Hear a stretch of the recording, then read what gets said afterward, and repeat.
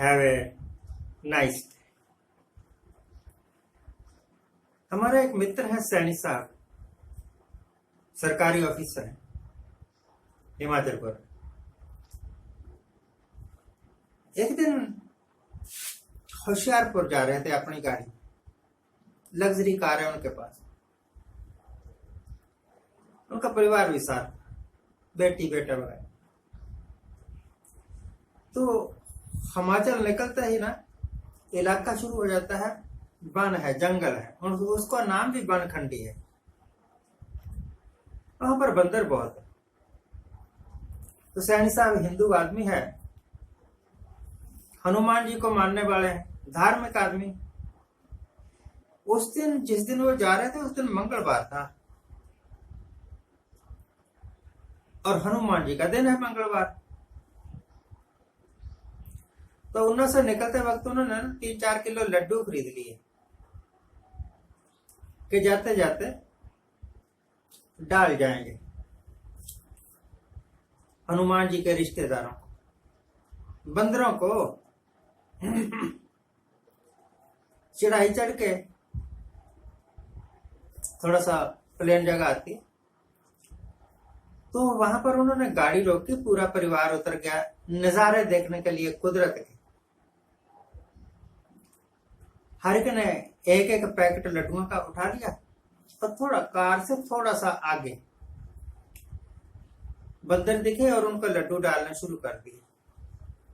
बड़ा मजा आ रहा था उनको, एक एक लड्डू ऐसे डालते हुए। बंदर खा भी रहे थे और उनको घूर भी रहे। 10-15 मिनट गुजर गए। इसी दौरान बहुत कुछ हो गया, दुनिया बदल गई।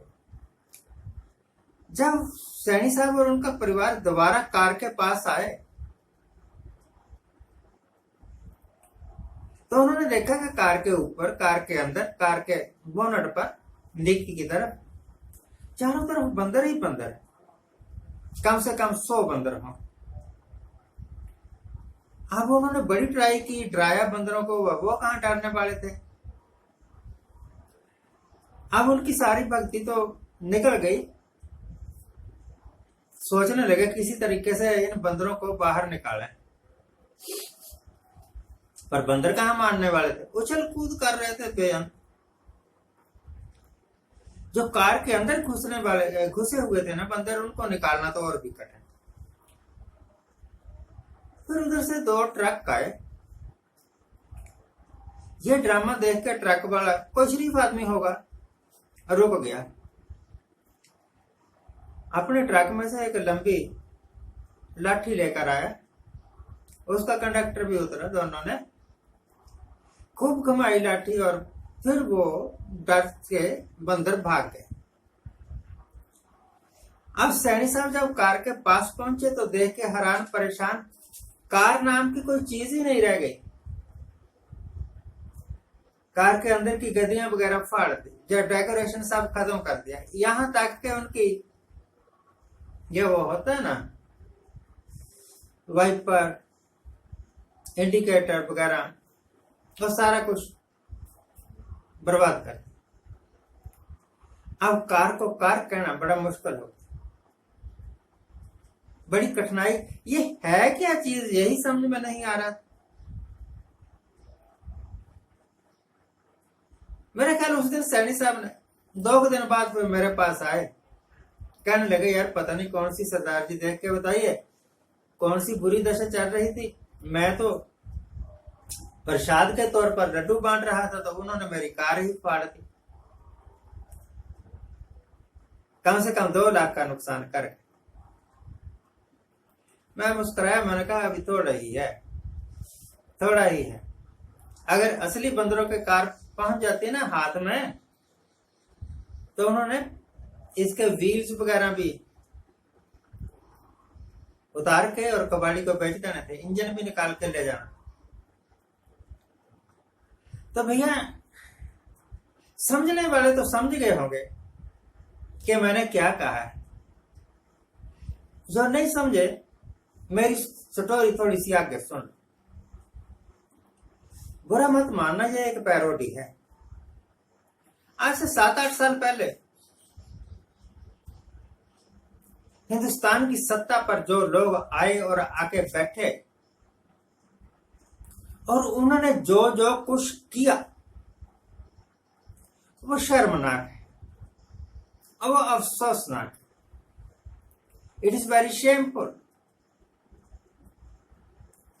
जीडीपी का गिर जाना और इतना गिर जाना कि आप सपने में कल्पना भी नहीं कर सकते। डॉक्टर मनमोहन सिंह ने कहा था कि जिस तरह से ये गवर्नमेंट को मैनेज कर रहे हैं, कम से कम 2.5-3% जीडीपी कम होगी। और उनके इस बात पर, क्योंकि मुझे ट्विटर वगैरह नहीं ना करना आता, मैंने अपने वीडियो में एक प्रोग्राम में कहा था कि ये जो कह रहे हैं ना 2.5% 3% जीडीपी कम होगी, बिल्कुल गलत है। कम से कम 10-15% कम होगी। और फिर आपको तो पता ही है -24% तक चली गई थी। तो इन लोगों के राज करने में और बंदरों का कार का सत्यानाश करने में फर्क क्या है? उनको चलाने नहीं आते थे, इस करके कार वहां खड़ी रही। इनको चलाने नहीं आई देश की इकोनॉमी, देश की अर्थव्यवस्था, और वो भी जीर्ण शीर्ण हो गई। अब लेटेस्ट खबर यह है कि कट्टरवादी ग्रुप, एक्चुअली मुसलमानों में सारे कट्टरवादी ही होते हैं, बस फर्क सिर्फ यह है कि जिसे हाथ में ताकत आ जाती है वो आजमा लेता है, जो थोड़ा कमजोर होता है कब्जा नहीं कर सकता पावर पर, वो बाहर से टीका टिप्पणी करता रहता है। तालिबान पहले आए थे, अब आए, उससे पहले मुजाहिदीन वगैरह कई लोग आते हैं। अब ये जो ग्रुप आया है, कत्ल कर देना इनके वास्ते बाएं हाथ का खेल। और सबसे बड़ी बात यह है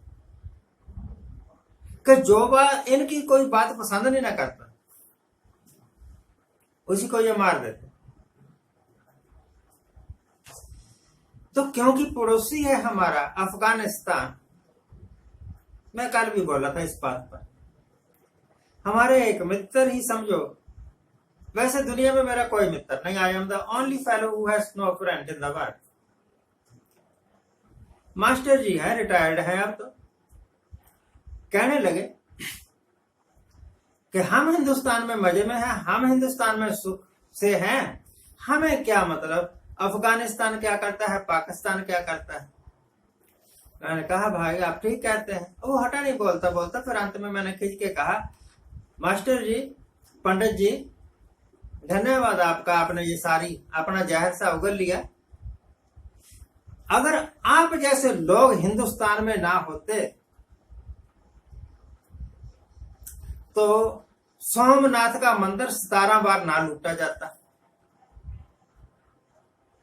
हिंदुस्तान पर बार बार गजनी से लोग आके आक्रमण ना करते। आप जैसे बुजदिल और नालायकों की वजह से हिंदुस्तान गुलाम। तो यह बात कहना तो गलत है कि वहां जो कुछ होता है होता रहे, हमें क्या।